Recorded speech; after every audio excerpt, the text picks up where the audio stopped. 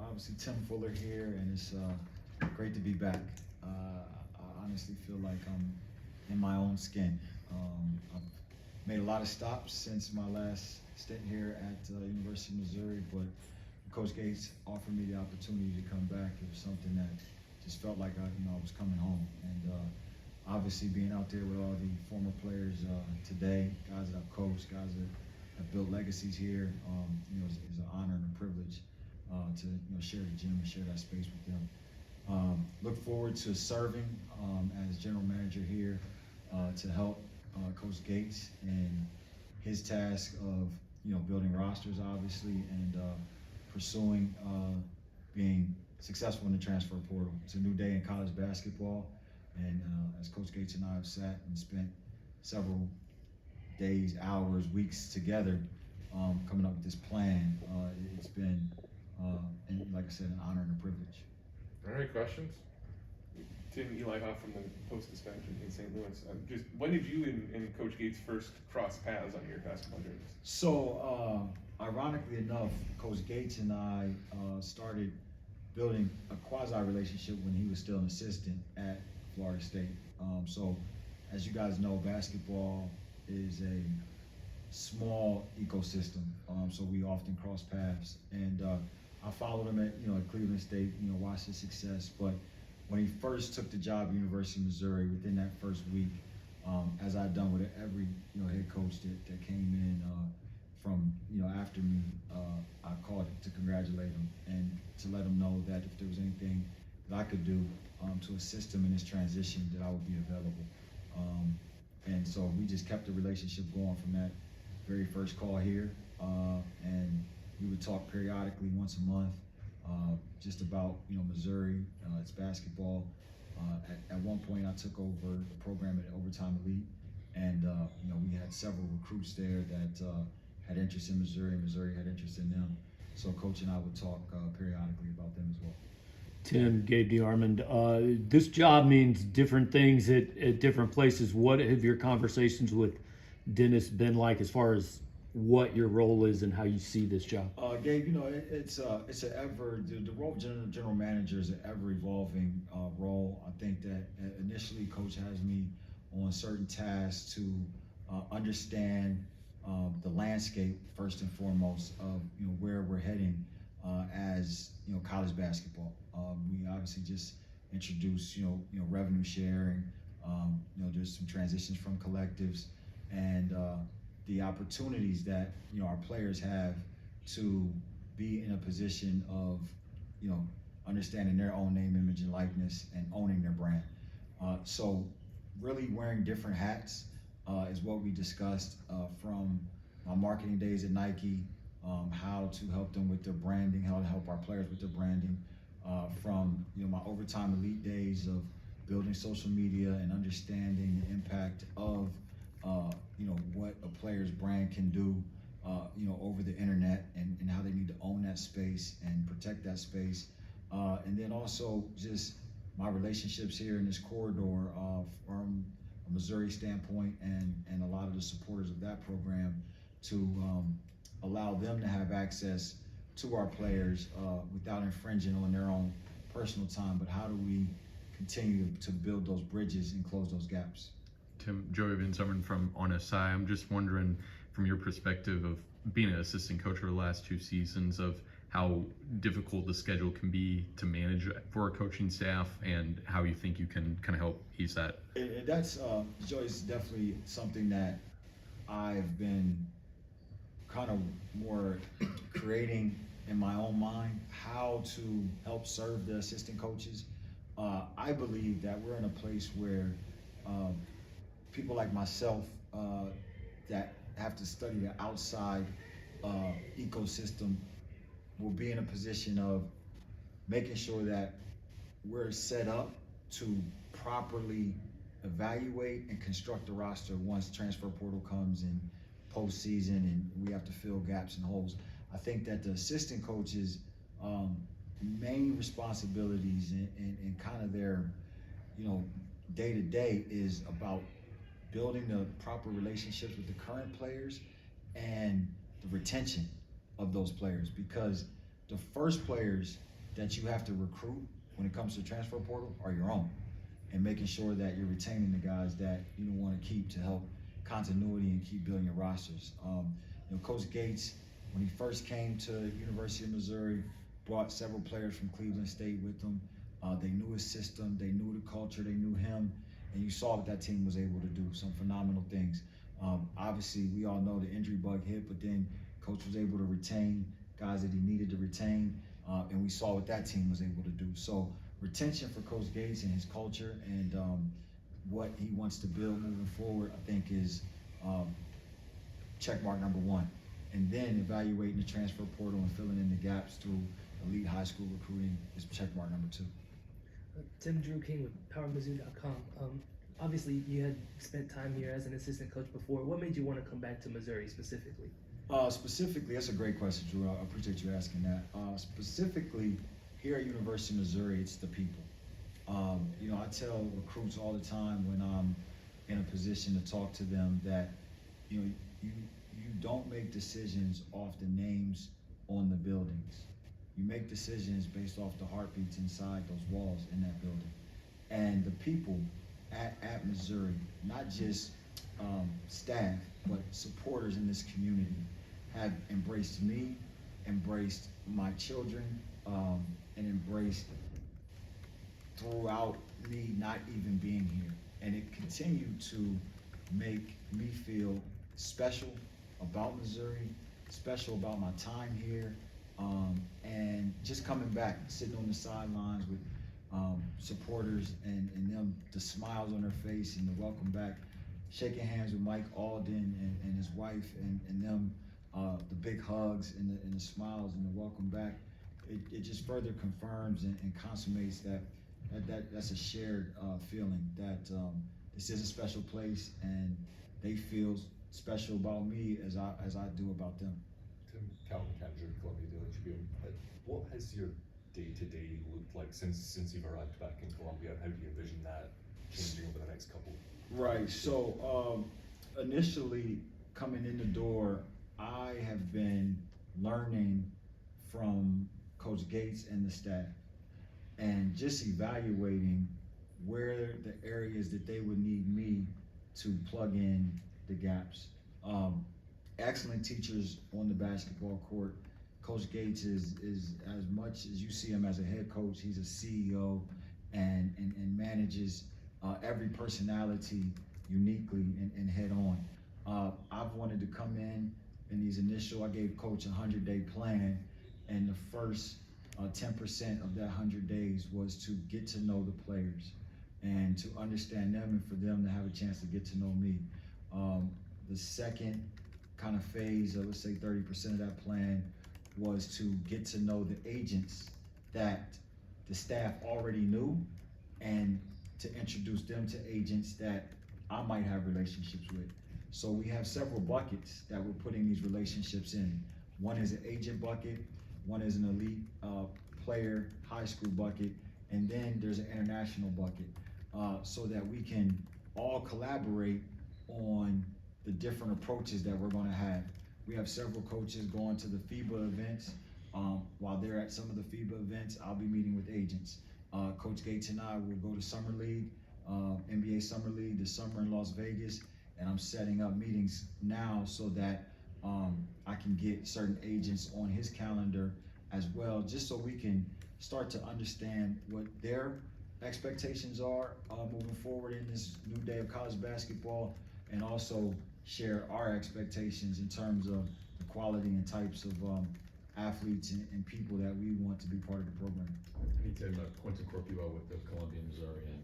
I'm just curious, in the social media age and now in the NIL age, with players being able, as you said, build personal brands, how is your process of building relationships with players? How has that had to evolve, especially over the past few years? Unique that you asked that, right? Because one of the first things that these young men do is look you up on Instagram, right? And so like when I was first, coaching, or I was first doing anything, there wasn't, Twitter was just kind of emerging, and wasn't really Instagram, so you still would text people and phone numbers.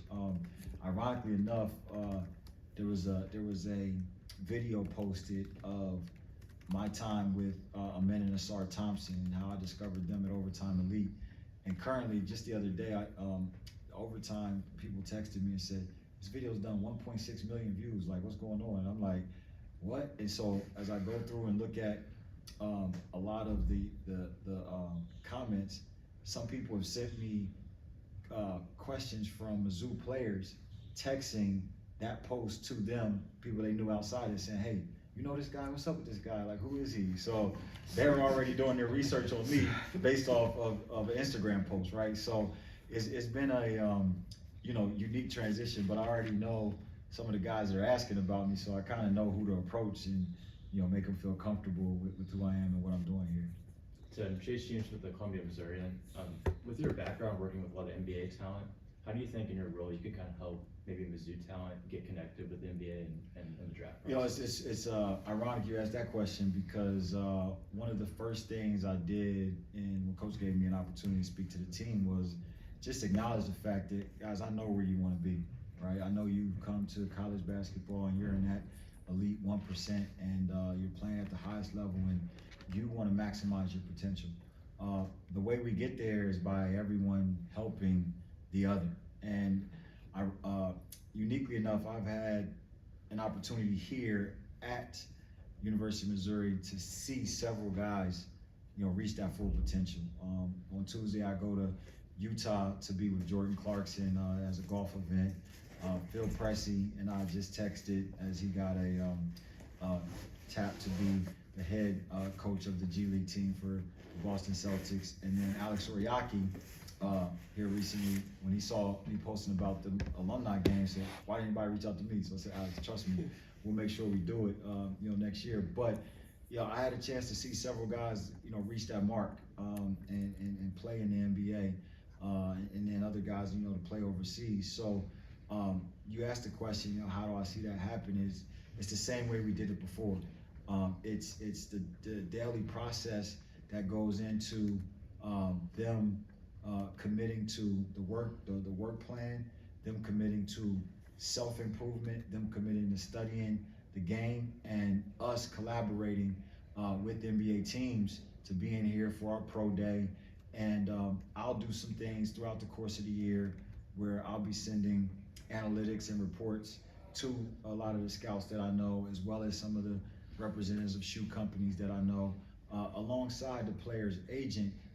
I'll be making sure that they are known significantly for their accomplishments throughout the season with key NBA personnel and people of that magnitude.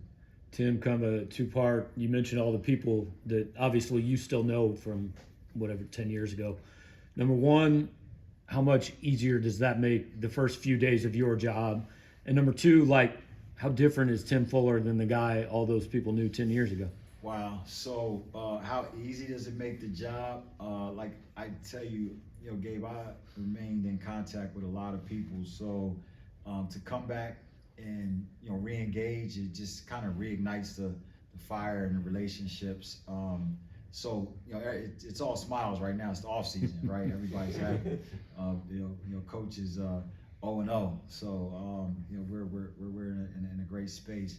I think that the evolution of Tim Fuller from 10 years ago when I in 2015, I had to take a self-evaluation of Tim Fuller and say, okay, what are the things that I need to be better at if I want to be in college basketball?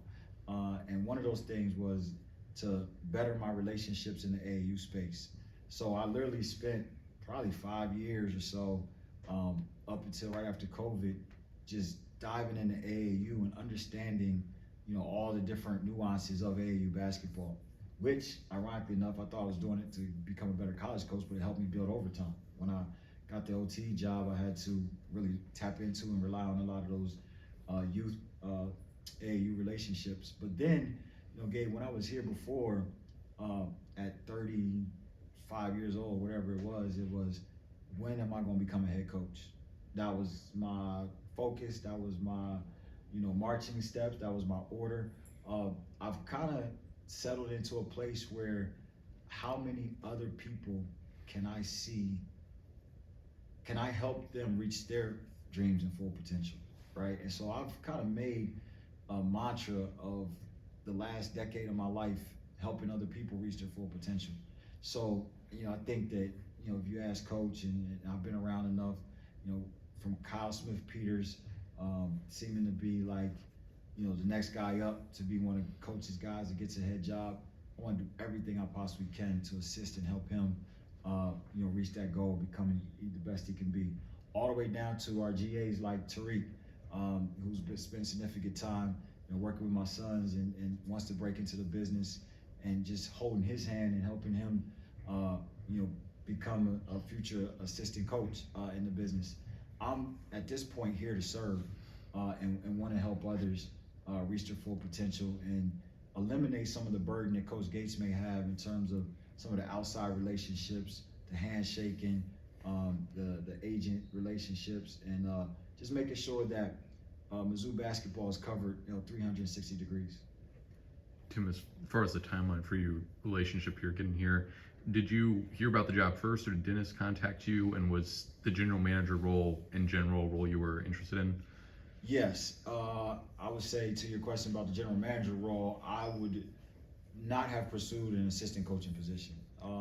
I had kind of made up my mind that coming into this new day of college basketball, somebody needed to take the bull by the horns and manage these agent relationships, manage the transfer portal, manage some of the things that were coming down the pike with rev share.